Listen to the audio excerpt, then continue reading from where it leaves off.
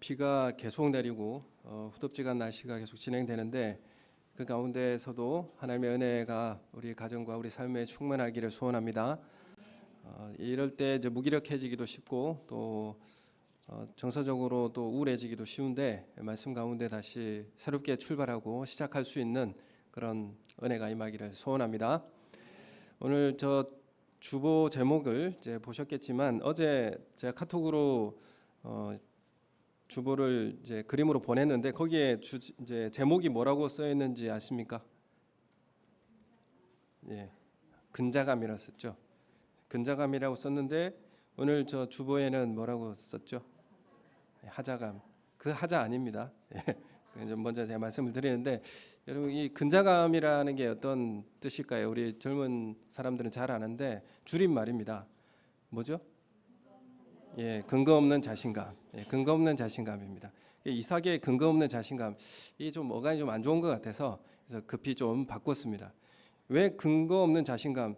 사실 저 이삭의 행보를 보면 가는 곳마다 내놓으라고 하면 내어주고 또 떠나고 또 달라고 하면 내어주고 떠나고.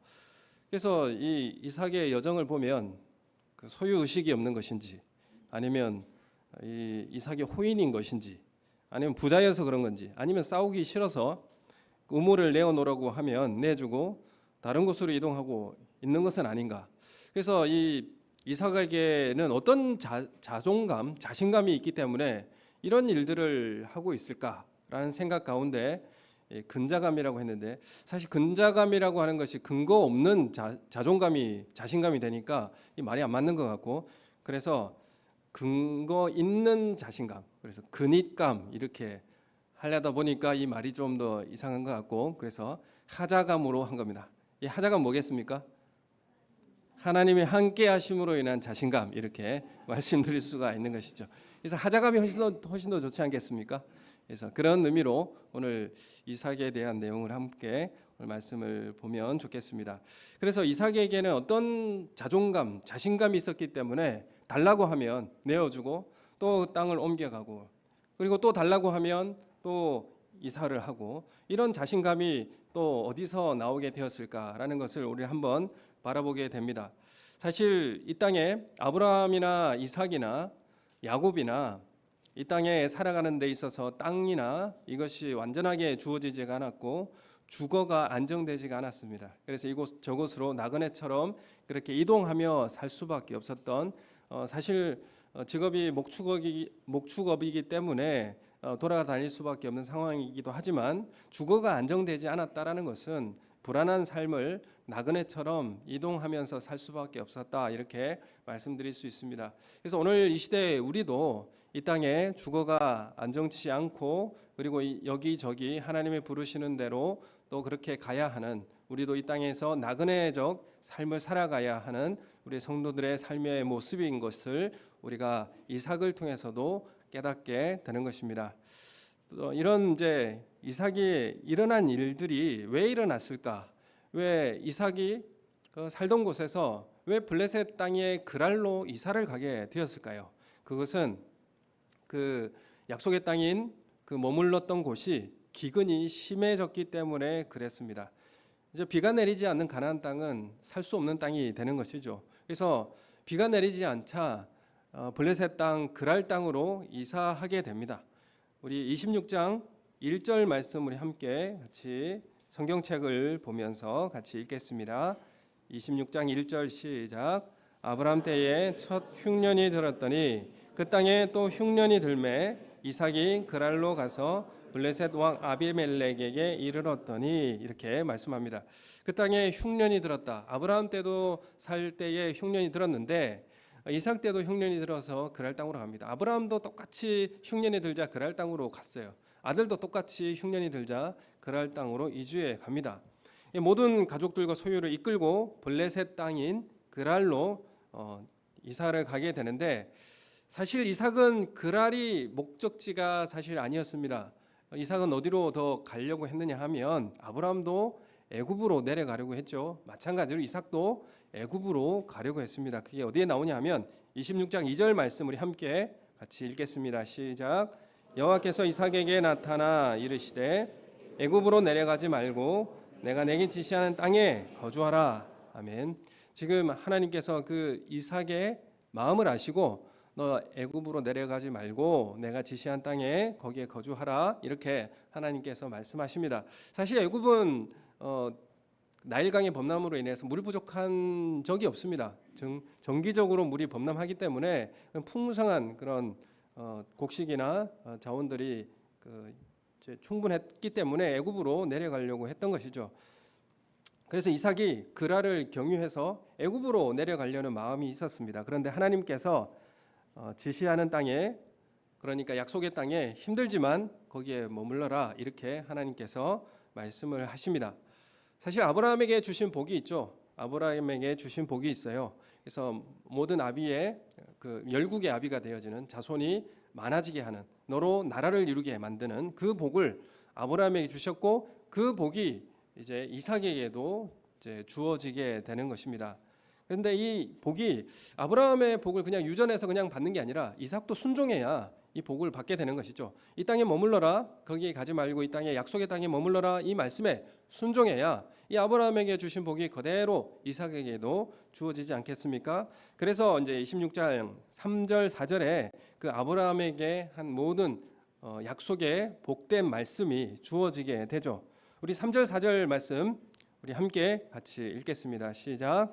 이 땅에 거류하면 내가 너와 함께 있어 내게 복을 주고 내가 이 모든 땅을 너와 내 자손에게 주리라. 내가 내 아버지 아브라함에게 맹세한 것을 이루어 내 자손을 하늘의 별과 같이 번성하게 하며 이 모든 땅을 내 자손에게 주리니 내 자손으로 말미암아 천하 만민이 복을 받으리라. 아멘. 여기 보면 네가 복의 근원, 그러니까 복을 받게 될 것이다. 너도 복을 받게 될 것이다. 그런데 5절의 말씀에 보면 아브라함도 순종했고 너도 순종해야 된다, 이렇게 말씀하고 있는 거예요. 그래서 아브라함이 순종함으로 이 복을 누릴 수 있게 되고 너도 하나님의 말씀에 순종함으로 이 복을 누릴 수 있다, 이렇게 말씀하시는 거죠. 그러니까 이 복이 무엇입니까? 이 복이 세상에 부자가 되고 거부가 되는 복인가?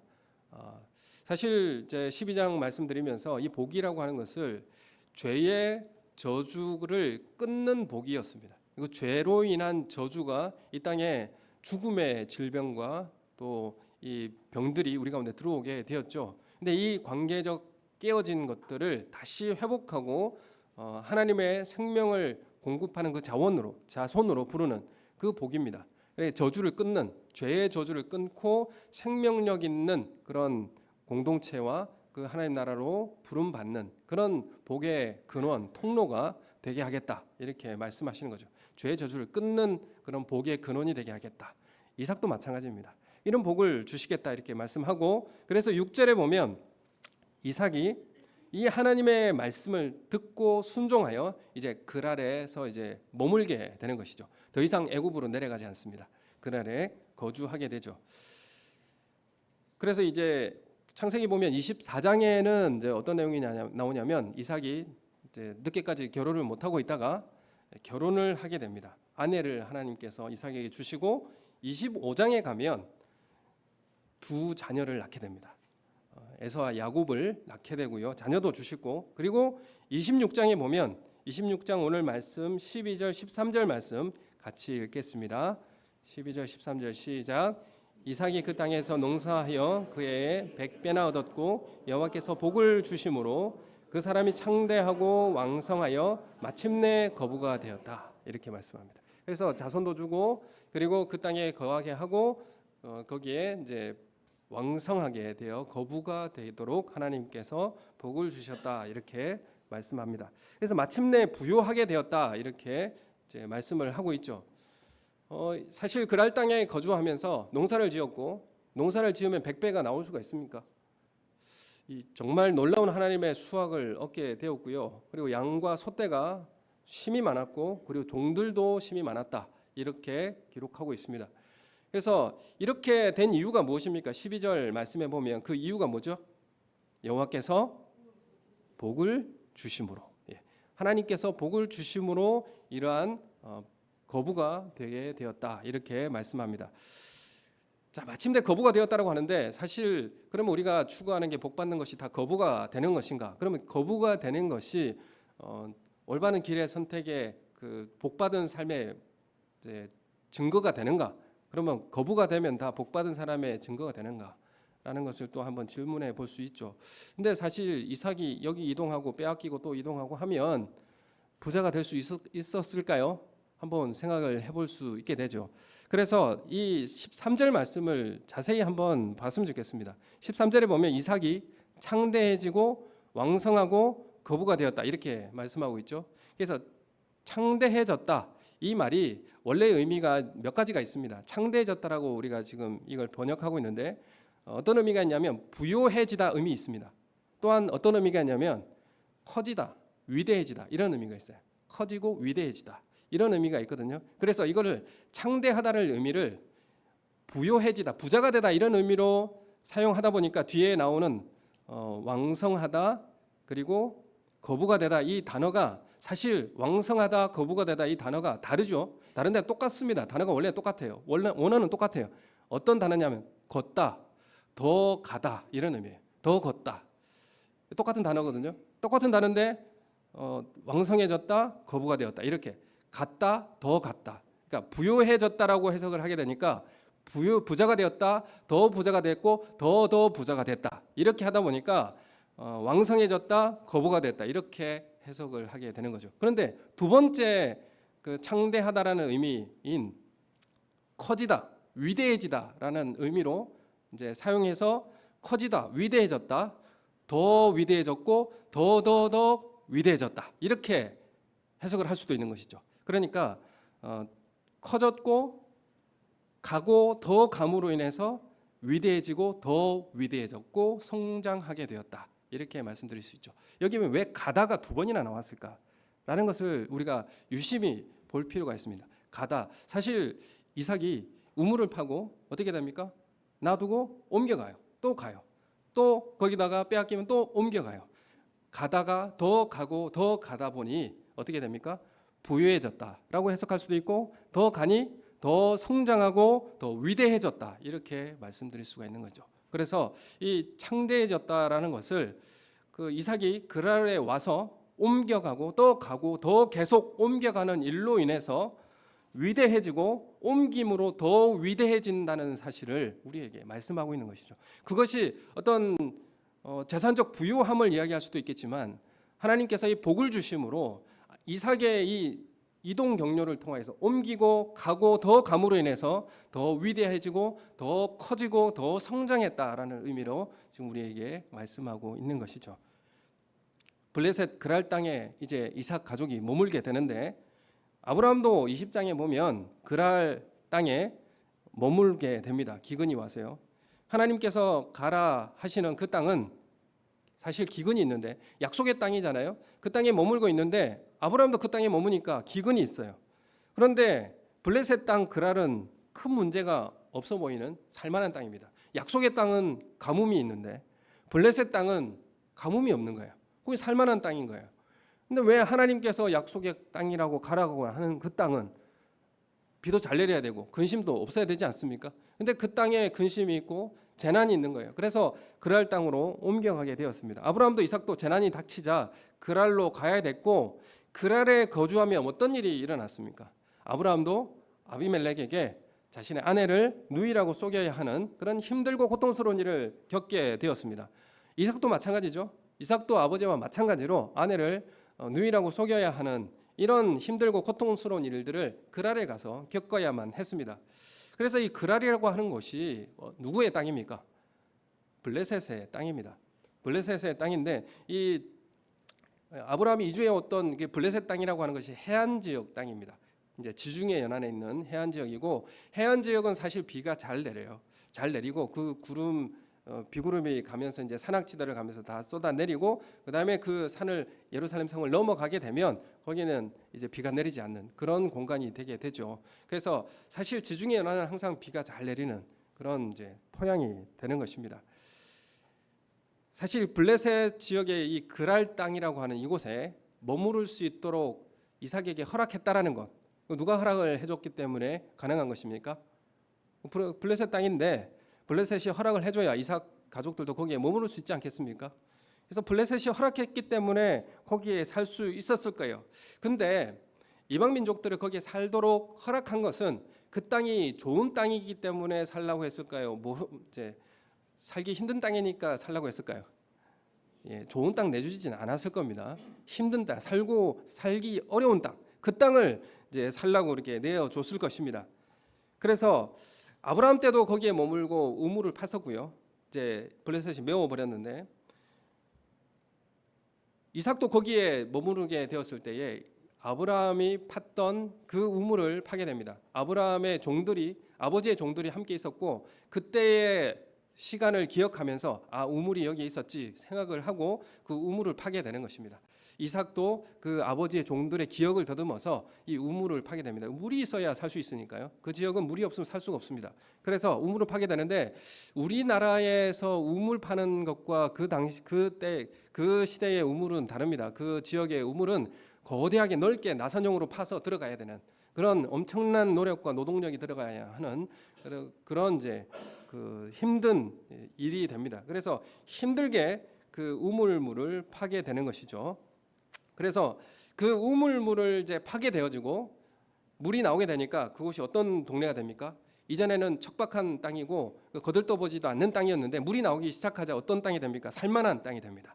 그리고 소떼와 양떼들이 또 심하게 많아지게 되어지고 사람들이 살지 않았는데 이삭이 거기에 거주하고 물을 내게 되니까 사람들이 거기에 모여들게 되고 거기가 이제 사람 사는 그런 좋은 공간이 되는 것이죠. 그런데 이때 블레셋이 시기를 합니다. 아니 이 사람들이 들어와서 여기 사니까 살기 좋아지는 땅이 되는 거예요. 그래서 어떻게 말합니까? 블레셋이 와서 나가라 이렇게 말합니다. 아니 기껏 우물을 파서 살만한 곳으로 만들어놨더니 블레셋이 들이닥쳐가지고 이 나가라 우리 땅이다 이렇게 지금 주장하는 겁니다. 그래서 나가라고 하니 할 수가 없어 나가게 됩니다. 그리고 블레셋이 그 우물을 메워버립니다. 메워버리고 이제 다시는 들어오지 말라고 이렇게 쫓아내버리는 거죠. 그래서 메워버리고요. 그래서 왜 이 블레셋은 이삭 부족들을 가족들을 왜 이렇게 쫓아버렸을까요? 아마도 이들이 잘 되는 게 좀 보기 싫었겠죠. 꼴사납게 보여. 뭐 이런 단어가 좀 쓰기가 좀 그런데 그 이방에서 온 이 사람들이 여기서 잘 먹고 잘 사는 게 사실 이게 그 좋게 보이지 않은 거예요. 시기심이 생기고 나갔으면 좋겠다. 그래서 쫓아버리는 것입니다. 그래서 이 시기심이라고 하는 거 이게 남이 잘 되는 것을 못 보고 못 견디는 겁니다. 나보다 좀 덜한 사람이 더 잘 되는 것을 못 보고 있는 것입니다. 그래서 하지 못하게 하고 물도 못 먹게 흙으로 그냥 메워버리는 그런 다시는 오지 말라고 그렇게 흙으로 메워버렸습니다. 그 땅이 살만한 동네로 만들었는데 네가 하니까 나하고 비교돼서 네 나가줘야 되겠다 이런 것이죠. 비교하다 보니까 그 니네들 좀 더 잘 되는 거 내가 못 보겠다 그런 의미가 담겨져 있는 겁니다. 그리고 그 땅마저도 파괴시켜버리는 쫓아내고 그 땅마저도 파괴시키는 그런 일을 블레셋이 하게 된 겁니다. 물 나오는 것도 못 봐주겠다 이건 거죠. 그래서 이삭이 잘 되는 것이 사실 블레셋에게서는 부담으로 다가오게 된 것이죠. 물론 이제 사람들이 많아지고 거부가 되면 이제 블레셋에 좀 위협이 좀 될 수도 있겠죠. 그러니까 갔으면 좋겠다 이렇게 되는 겁니다.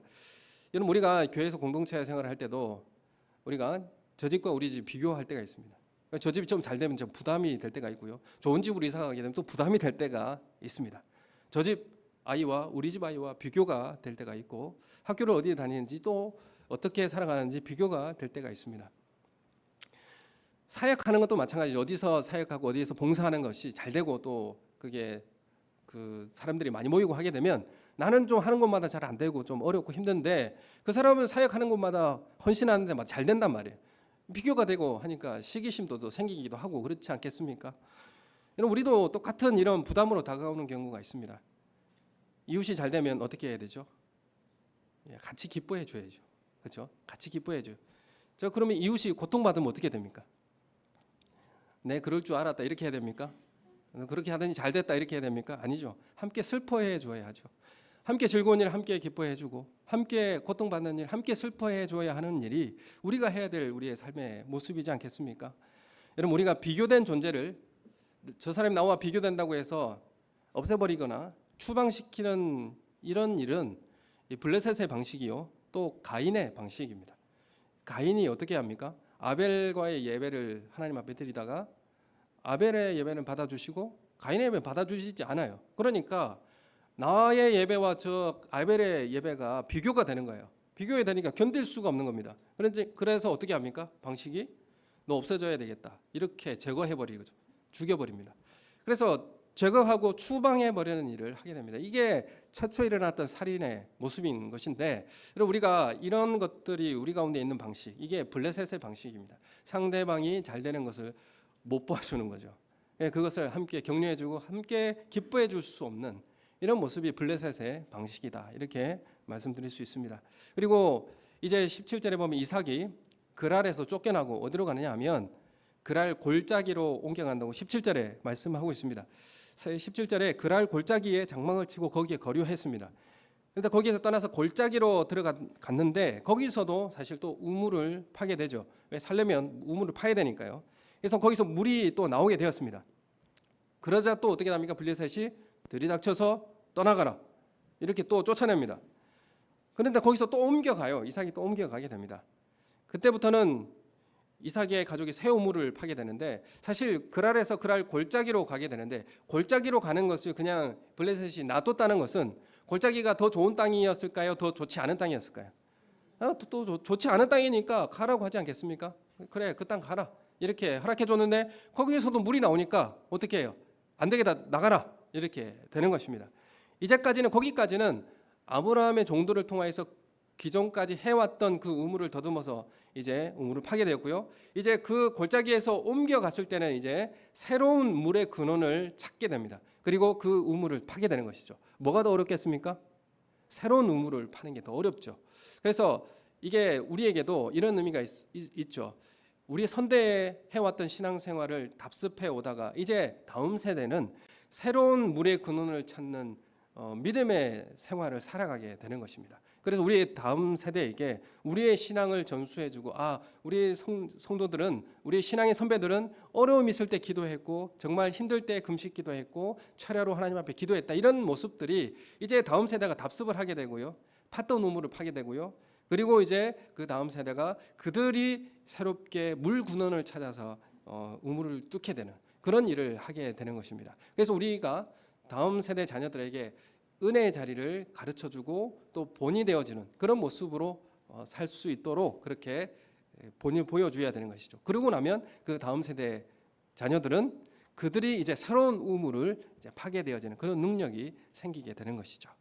아이들이 수련회 가기 전에 가기 싫어합니다. 근데 가고 나서는 돌아올 때 다음에 내년에 또 가고 싶어요 라고 하는 아이들이 많이 있죠. 그래서 가기 전까지 정말 갈 수 있도록 기도해주고 또 배려해주고 함께 해주고 이런 일들을 통해서 아이들이 새롭게 이제 스스로 새로운 생수의 근원을 찾는 그런 길을 걸어갈 수 있도록 격려해주고 또 도와주는 역할을 우리 성도님들이 해주셔야 하는 것입니다.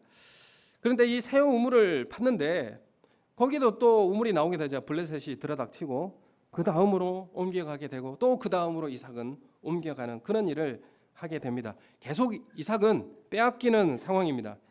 사실 세상의 우물의 주인이 누구입니까? 세상의 우물의 주인은 사실 없죠. 하나님이 다 주인이시죠. 이 상황에서 이삭은 우물을 빼앗기는 그 상황을 계속 겪게 됩니다. 사실 이 싸워서 쟁취해야 할 것 같지만 이삭은 그렇게 하지 않습니다. 그냥 너 갖고 나는 떠나가겠다 이렇게 옮겨가는 일을 하게 됩니다. 그냥 주고 옮겨갔습니다. 블레셋은 우물만 나오면 쫓아갔습니다. 우물만 쫓는 사람이 블레셋 사람이다 이렇게 말씀드릴 수 있고 반면에 이삭은 몇 번이나 우물을 빼앗기고 쫓겨나고 이동하고 또 우물을 파는 일을 이삭은 계속하고 있습니다. 여러분 우리가 블레셋의 그 모습으로 하고 있는가 아니면 이삭의 모습으로 살아가고 있는가 누가 복의 통로요 누가 복의 근원이 되는 사람인가 라는 것을 오늘 말씀을 통해서 우리는 확인하게 됩니다. 그랄에서 그랄 골짜기에서 또 다른 곳으로 그리고 또 다른 곳으로 또 가게 되는 것입니다. 앞서서 말씀드렸듯이 창대해지고 가고 또 계속 거기에 갔더라 이렇게 기록되고 있는 것과 마찬가지입니다. 블레셋이 이삭이 이주하도록 허락하는 땅은 사실 이전에 있었던 땅보다 더 어떤 땅이죠? 더 힘들고 메마르고 척박한 땅으로 간 거예요. 더 척박하고 옮겨가면 더 척박하고 옮겨가면 더 메마른 땅으로 이동했다라는 것을 우리가 알게 됩니다. 이삭은 가는 곳마다 우물이 나오다라는 거죠. 블레셋은 우물만 쫓아다니면서 빼앗고 착취했습니다. 이삭은 우물을 쫓아다니는 사람이 아니었습니다. 사람이 몰려드는 좋은 자리, 명예가 있는 알아주는 자리에 이삭은 찾아다니고 머물려고 하지 않았습니다. 사실 물이 나온다라고 하는 것은 많은 사람들이 모여들고 거기에 많은 그 어떤 지위가 있고 부가 있는 땅이지 않습니까? 이삭은 그 땅만을 추구하며 가지 않았습니다. 이삭은 더 척박하고 메마른 땅으로 가게 된 것이죠. 어디 우물 없나 찾아다니고 우물 차지하는 사람이 아니라 척박한 땅에 가서 우물을 나게 하는 사람이 누구냐 하면 이삭이었다, 이렇게 말씀드릴 수 있습니다. 그리고 마지막 르호봇이라고 하는데 그 르호봇은 넓다라는 의미입니다. 그래서 르호봇에 가서 더 이상 블레셋과의 분쟁이 없어졌고요. 그리고 거기에서 또 이동을 했습니다. 이동해서 어디로 가냐면 결국 브엘세바까지 이동하게 됩니다. 그 브엘세바 가서도 우물을 파게 되고요. 이 브엘세바라고 하는 이름의 의미가 뭐냐 하면 7개의 우물이다, 이런 의미가 있습니다. 7이라고 하는 것은 완전한 수다, 이런 의미죠. 그래서 완전한 우물로서 채워주신다, 그런 의미가 있습니다. 더 이상 이제 우물을 쫓아다닐 것이 아니고 그러니까 더 이상 이제 하나님께서 완전히 이삭에게 채워주신다, 그런 의미가 브엘세바에 도착해서 당도에서 얻은 그런 의미가 되겠습니다. 그래서 이삭은 메마른 땅, 더 척박한 땅으로 갈 때마다 그 땅에서 샘물이 나게 하는 사람이었습니다. 척박한 땅을 사람이 모여들게 만들고 생명수가 솟아나게 만들고 사람이 살만한 곳으로 만들어내는 그 사람이 누구냐 하면 이삭이었습니다. 여러분, 이삭은 그래서 복의 근원이 되는 사람이요, 이게 복받은 사람의 전형적인 모습이다, 이렇게 말씀드릴 수 있는 것입니다.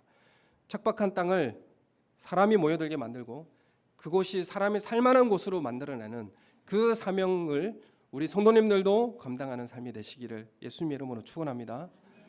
반면에 블레셋은 편안하고 좋은 땅만 찾아다니는 사람, 그리고 주인 노릇하고 이것은 내 땅이라고 차지하고 빼앗고 그리고 쫓아내는, 그래서 남이 잘 되는 건 볼 수 없고 시기심으로 배타적으로 그렇게 구는 그런 모습이고, 좋은 땅을 살피고 빼앗거나 잘 살던 사람도 살지 못하도록 메워버리는 그런 사람의 전형을 블레셋이다, 이렇게 말씀드릴 수 있죠.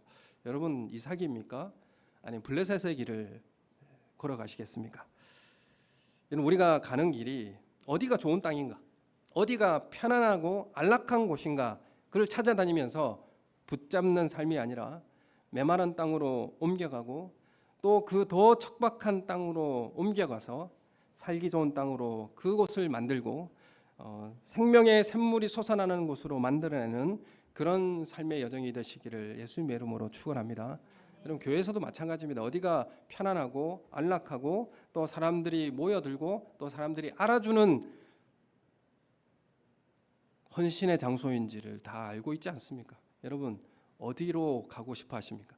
여러분, 척박한 곳으로 가시고 더 척박한 곳으로 가셔서 그곳이 생명의 샘이 솟아나는 공간으로 만들어내시고 그곳이 사람이 살만한 곳으로 만들어내고 정말 하나님이 임재하실 만한 곳으로 만들어낼 수 있는 그런 사역의 현장이 되게 만드는 그런 복된 사람이 되시기를 예수님의 이름으로 축원합니다. 여러분, 교회에서도 잘 보이고 많은 사람들이 그렇게 받들어주는 그런 위치보다는 변두리로 가는 길을 선택하는 것입니다. 알아주지 않는 그런 변두리로 나아가는 길을 선택하는 것입니다. 사역의 자리도 잘 보이고 편한 요직이 있는 반면에 어디서 일하는지 잘 보이지도 않고 힘들고 척박한 사역하는 자리가 있습니다. 그래서 요직은 블레셋에게 던져주시고 이삭과 같이 변두리로 옮겨가시고 더 가시고 하는 그 사역을 감당하시는 우리 성도님들 되시기 소원합니다. 하나님은 이삭을 통해서 그 척박한 땅이 가고 또 가는 곳마다 샘물나는 역사를 만들어 가셨습니다.